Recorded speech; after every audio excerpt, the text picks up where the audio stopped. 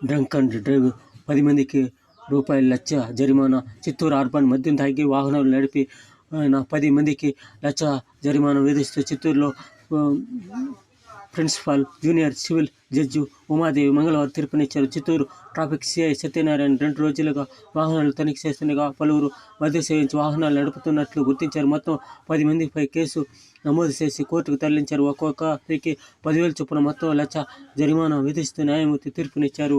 ఈ విధంగా తాగే వాళ్ళకి కొంచెం జాగ్రత్త పడండి. కేసులు 10,000 కట్టాలి కోర్టులు. ఈ విధంగా ప్రజలు వాహనాలు నడిపేటప్పుడు కొంచెం వాహనాలు నడిపి ఇంటిలోకి పోయేటప్పుడు ఇంట్లో మీరు మద్యం సేవించి హాయిగా తినేసి పడుకోండి. ఈ విధంగా 10,000 కడితే మీ